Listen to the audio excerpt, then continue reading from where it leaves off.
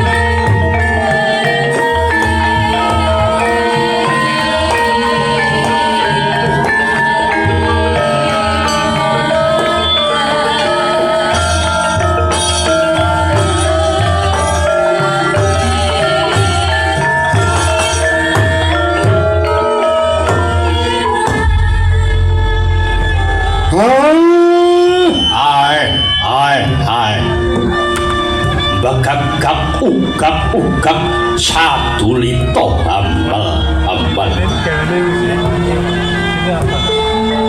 Kula pikir namung Semar dhewe sing rumangsa sumpek mapan ana ing Arcapada. Kula pikir namung Semar dhewe sing rumangsa sesuk kuwi sesek urip wonten ing Arcapada. Lah kok jebul tinemunipun Sinuwun Dwarawati. Sinuwun Sri Bathara Kresna. Sinuwun Sri Bathara Kresna nggih boten kiyat mapan wonten ing Arcapada ingkang sangsaya dangu, sangsaya panas kahananipun. Kathah rubeda, kathah ing sambekala. Sinuwun jimat sesembahan kula Sinuwun Dwarawati. Jagat niki isine kok mung kebak daurutan lan bebentu nggih Den. Kakang Semar, kula wonten dawuh. Kakang Semar Badranaya. Panjenengan ingsun uga ora tanggap marang kahanan iki Kakang. Sejatine apa kang dumadi dene donya nganti tatanane bubrak, temah uripe para kawula padha nandhang susah Kakang. Sampeyan sampun manggihaken batanganipun apa dereng? Sampeyan sampun pirsa napa dereng sababipun jagat menika tatananipun saya suwe bubrah langkrah kaya ngaten iki. Iki ringkasan cerita. Upama Ratu Ndrawati wis nemokake batangane aku ora bakal mrepeki marang Kakang Semar. Mapan ana ngrepat kepanasan kene Kakang. Yen ngoten sampeyan pengen takon kalih kula. Iya Kakang Semar. Jalaran Kakang Semar kuwi minangka sesepuh. Kakang Semar kuwi jimat sing bisa ngucap, pusaka kang bisa kandha. Nadyan Ratu Ndrawati kuwi Ratu Titis Wisnu. Ning dikaya ngapa lan kepiye wae, Kakang Semar kuwi sesepuh kang winasis. Sinuwun Kresna. Panjenengan niku ampun ngendikan bab wong wasis. Wong wasis niku dereng mesti iso medhangake lelakon. Wong pinter niku durung karuwan le bener lan pener. Cobi kula aturi mirsani kanyatan ingkang wonten sakmenika Den.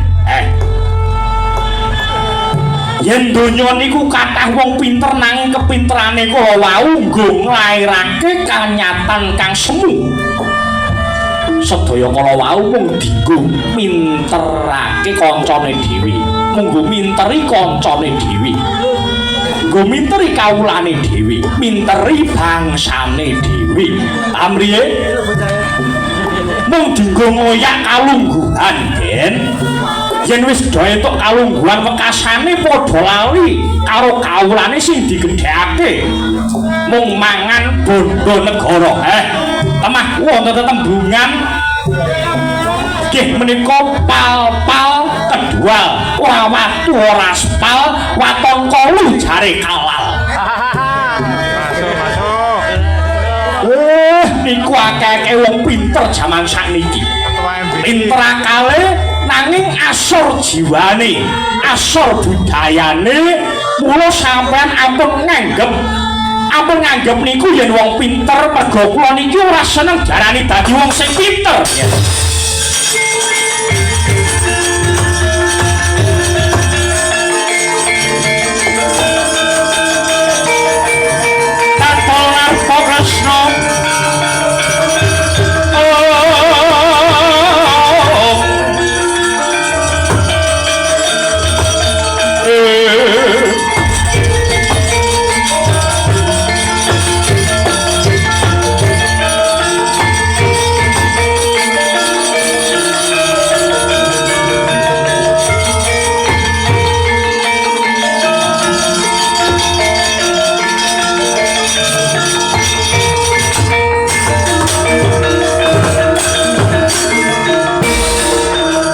Semare koden prayitna samurire eka bali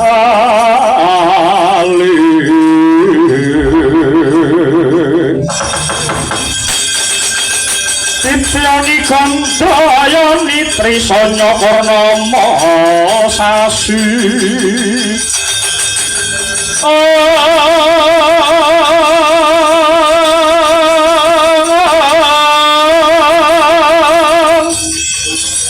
Gilar-gilar semedi tengah latar Wilangan lintang bima sakti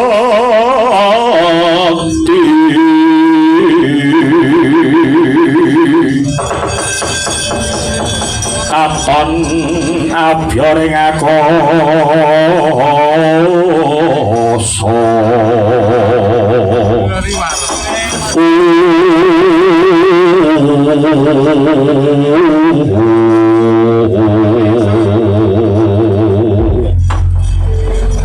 Yo jagat Dewa Bathara yo jagat Pangestuka. Iya. Yo Kakang Semar. Nyata pratites sing dadi rembugmu lan andhap asoring wicaramu. Nata Durawati kaya wis antuk pepadang nadyan mung sakon nang Kakang. Mboten kok titis rembug kula niku mboten, Den. Nanging Semar niku matur napa wontenipun? Pepadang sakonang wau, pepadang ingkang kados pundi ingkang ndika kesakaken, Den? Kakang Semar, nggih kados pundi? Jumbuh lawan dawuhe Kakang Semar mau bubraing tatanan jalari jagat ketaman dahulu lan bebendu krana akeh titah kang padha ngoyak hardaning nepsu kabeh mau wis padha koncatan ing kautaman jalaran asor jiwa lan asor budayane mongko nyatane Kakang Semar ing rikalenggahan dina iki negara Ngamarta kuwi sugih wulu pametu akeh para sarjana kang wasis ing reh pamikire nanging nyatane kahanane negara Ngamarta ya mung kaya ngene wae luwih-luwih kahanan Durawati Kakang iki pancen leres kang panjenengan nikahaken kula wau wong sak negara niku nek diklumpukke sarjanane niku pirang-pirang Den ning do ya kuwi nggih niku wau ning do kok nggih boten ketinggal sebab sedaya menika dereng saged nyawiji dereng saged manunggal antaraning sumber daya alam kalih sumber daya manusia kala wau nggih sabab wis koncasan rasa kabangsan singlar ing reh budi pekerti luhur lan wis luntur budayane basa temah bubrah langkah tatanan bumi Nusantara iya Kakang Semar manut pamawase Kakang Semar apa isih ana kanggo srana kanggo ngentas penandang negara iki Kakang wonten Den wonten wiji sejati wiji moyo nggih wiji moyo mangke mbok menawi ndamel tentreming swasana sinuwun banjur wujude wiji moyo kang bakal tumurun iki mengko apa Kakang Semar niki badhe tumurun wiji sejati tegesipun boten dangu malih jagat menika badhe nglairaken jabang bayi ingkang elok bocah sing badhe lair niki sing dadi wiji moyo lah niki sing saged dados obor pepadanging Nuswantara Den kula badhe nganglang jagat badhe nggih menika ngadang kanugrahan kang badhe tumurun nedya nganglang bawana mapak bayi utawi wiji moyo mugi dadi srana rahayuning bawana sinuwun Samar pamoring suksma sinuksmaya winah ya ing asambi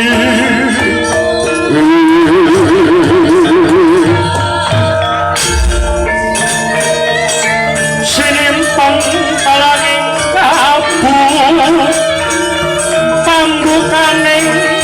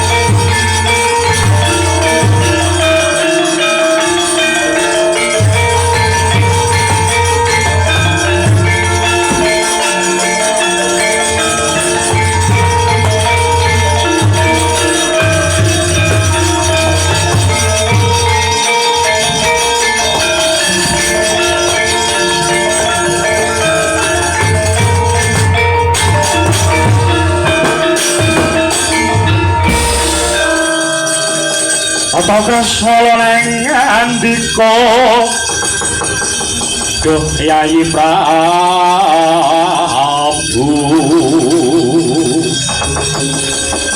Ya sung kaweng jasmat solah ing arira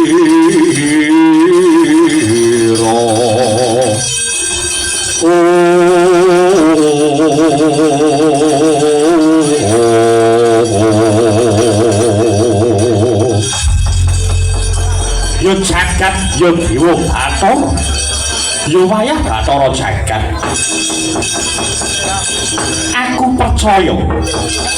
aku percaya kelawan dawuh Kakang Semar yen dina samengko bakal tumurun ya kuwi wujude Wijimaya ladan Kakang Semar nganglang jagat ngadang tumurune Wijimaya ya wiji sejati Tata Dwarawati jare titiwis Wisnu kang tukang andung kabagyan dina samengko bakal ngancani Kakang Semar ngadang tumurune Wijimaya kang bakal tumurun ing Arcapada